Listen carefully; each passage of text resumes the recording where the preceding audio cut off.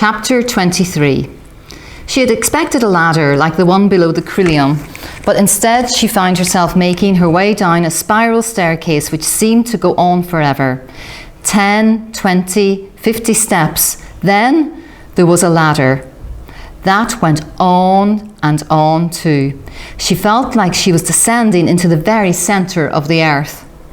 Finally, when she reached the bottom, there were no comforting torches stuck into jam jars waiting for her. It didn't matter.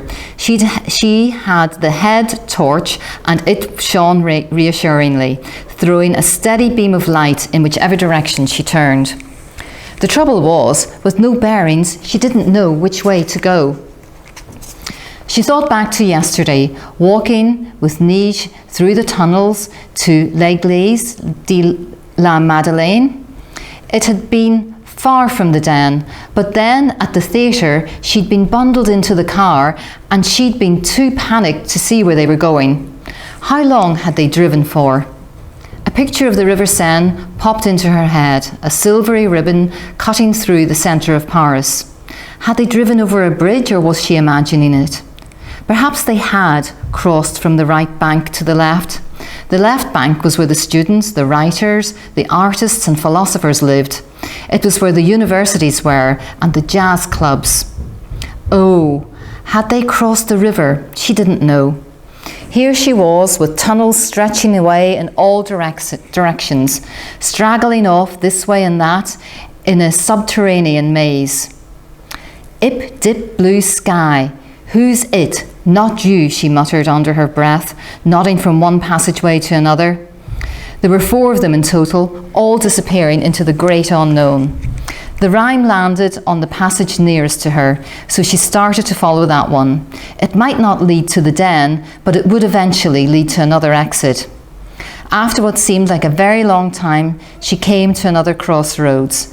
A narrow passage to her right seemed to swing upwards.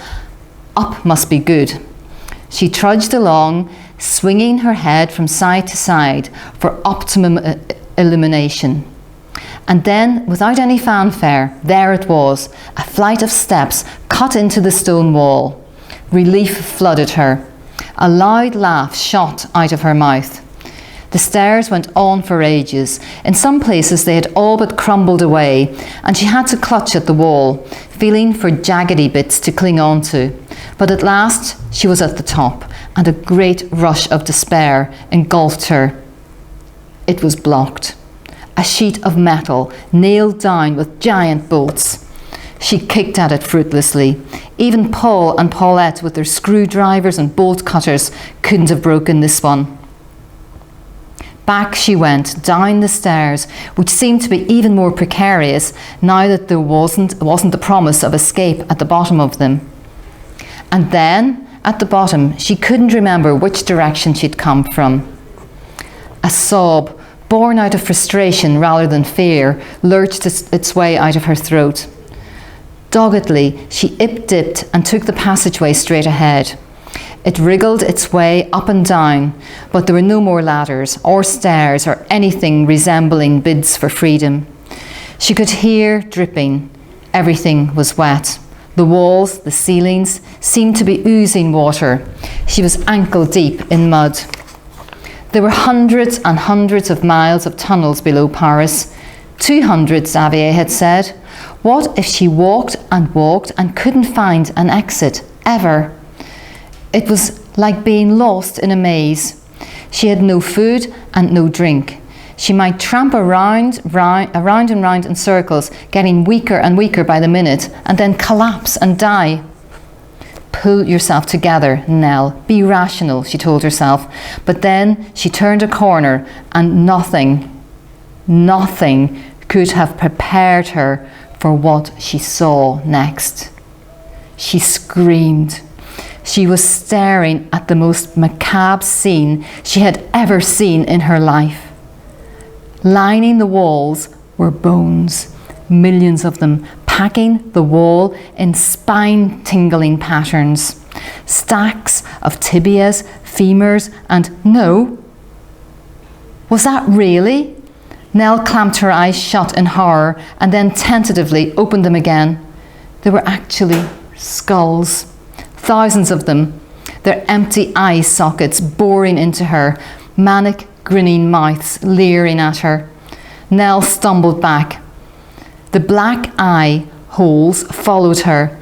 She screamed. Her scream turned to a whimper, like a dog frightened out of its wits. What was this place? Were these the bones of people like her who got lost and never escaped? Nell turned and ran, the beam of her head torch jerking up and down, bouncing crazily this way and that. On she ran, panting and stumbling, twisting and turning, blind to where she was going, but desperate to get away. But the bones wouldn't leave her.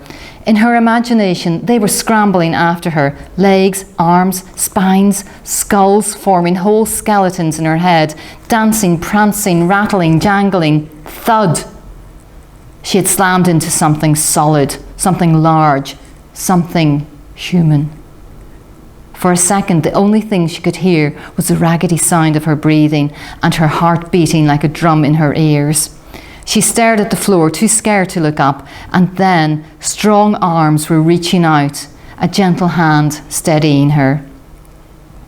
"Are you okay, little one?" A man's voice. She thought it sounded kind. "Are you okay?" Fearfully, she forced her eyes to swivel sideways.